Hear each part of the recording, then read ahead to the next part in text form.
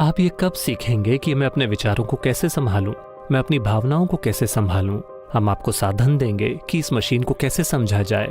समस्या चाहे जो भी हो, हम अपनी पूरी क्षमता का प्रयोग करेंगे, लेकिन ये मुद्दा नहीं होना चाहिए।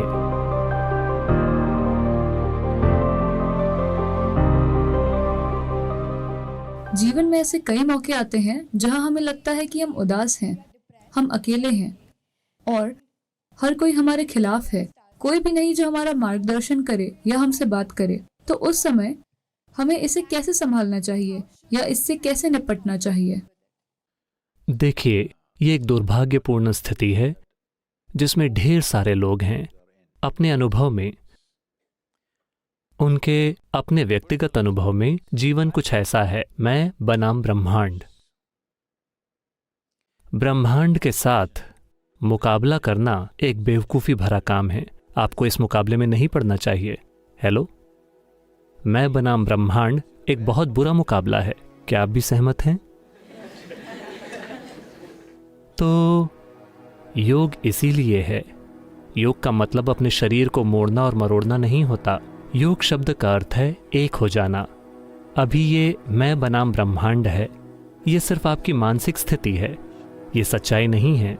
जब आप बिल्कुल अकेला महसूस करते हैं कि आप फिर भी सांस ले रहे हैं, तो आप दुनिया के साथ लेन देन कर रहे हैं, है ना?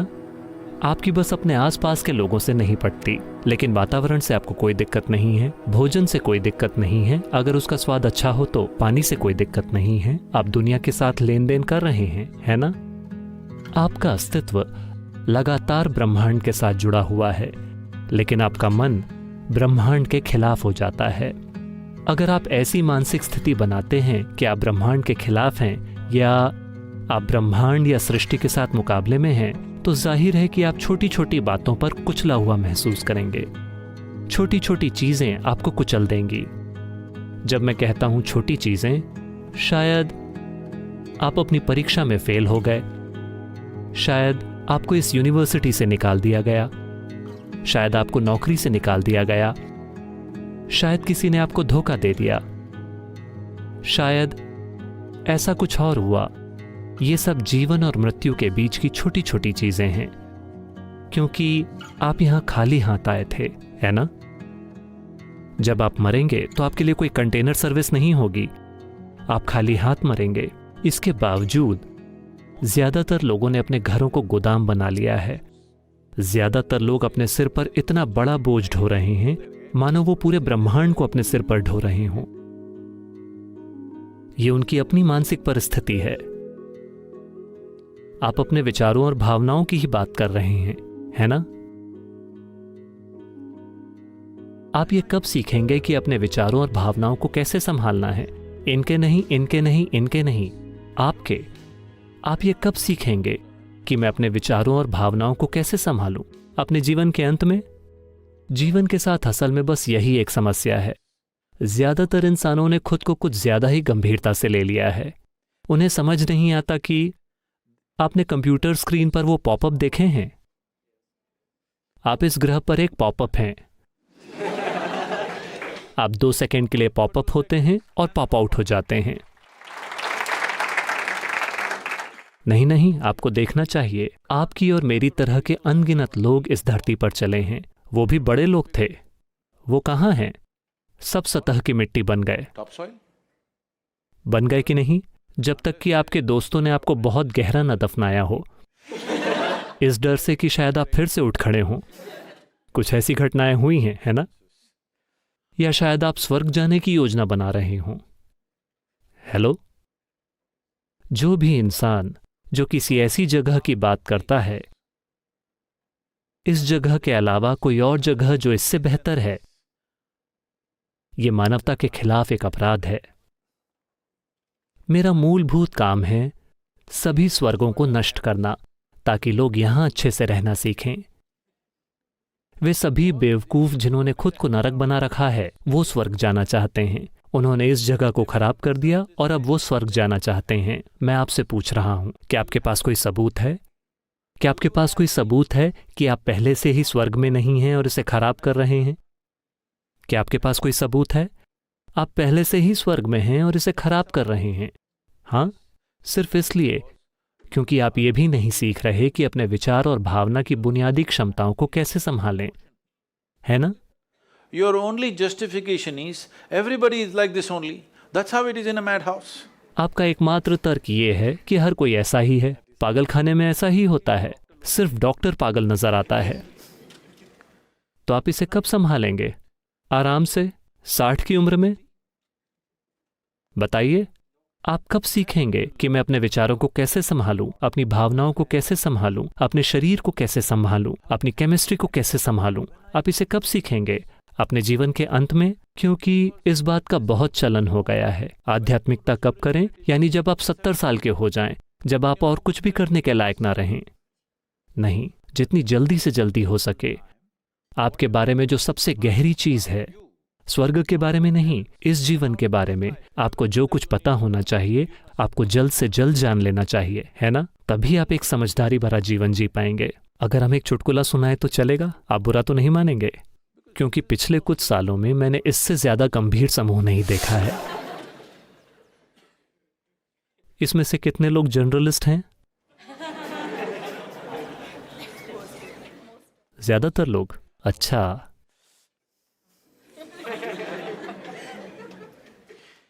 ऐसा हुआ, शंकरन पिल्लई जब वो पेरिस में थे, उन्होंने एक फ्रेंच महिला से शादी की।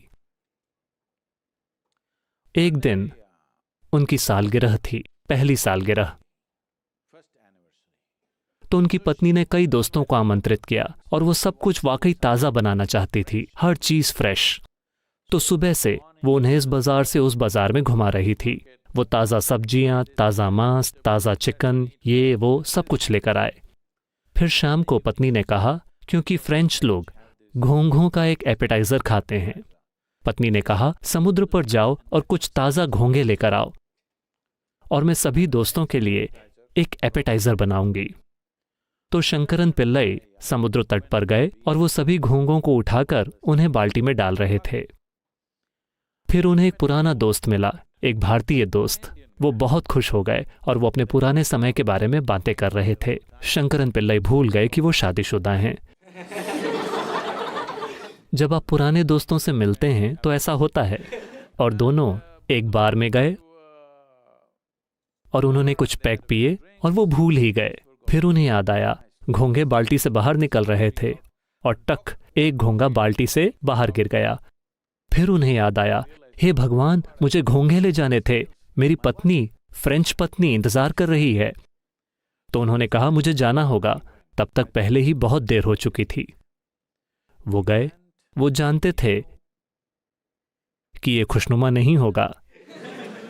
तो वो घर पर गए और जमीन पर सारे घोंघे बिखेर दिए, बाल्टी फेंक दी और उन्होंने जाकर दरवाजा खटखटाया।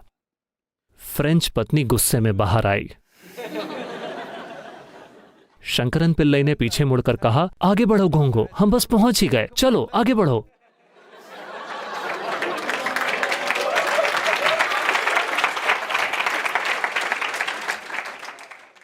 तो आप कब अपने घोंघों को उठाएंगे और उन्हें बाल्टी में डालकर उन्हें ठीक करेंगे? आपकी समस्याएं, आपको उन्हें ठीक करना चाहिए, है ना? ये समस्याएं नहीं हैं। मैं चाहता हूं आप ये समझें कि आप अपने जीवन से दुखी नहीं हैं। आप बस दो शानदार क्षमताओं से दुखी हैं, जो सिर्फ ये मानव होने का सौभाग्य है कि हमारे पास ये दो शानदार क्षमताएं हैं। पहली ये कि हमारे पास एक स्पष्ट याददाश्त है। इस याददाश्त के कारण ही हमारा जीवन काफी अधिक समृद्ध है किसी भी दूसरे प्राणी की तुलना में, और हमारे पास एक शानदार कल्पना शक्ति है। अभी आप इसी से दुखी हैं। 10 साल पहले जो हुआ था, आप अभी भी उससे दुखी हो सकते हैं। क्यों? आप जीवन से दुखी हैं या याददाश्त से? हेलो? याददाश्त से। परसों शायद जो हो, आप पहले ही उससे दुखी हैं। आप जीवन से दुखी हैं या कल्पना से?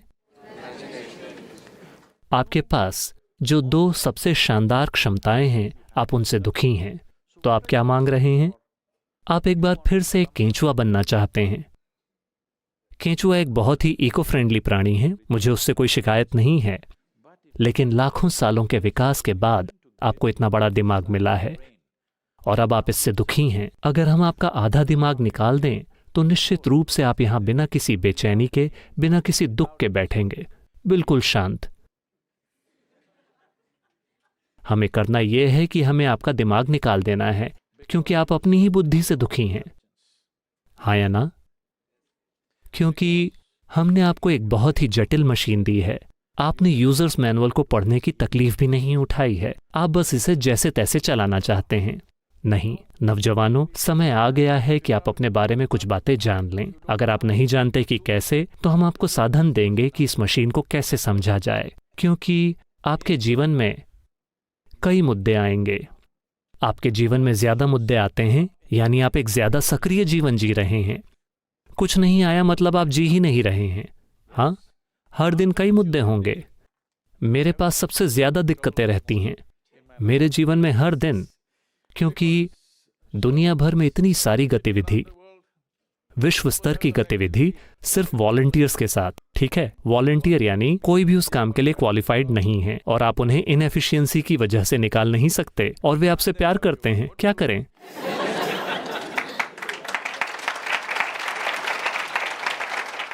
ये एक बात आपको पक्की करनी चाहिए कि आपके जीवन में आप खुद मुद्दा नहीं हैं।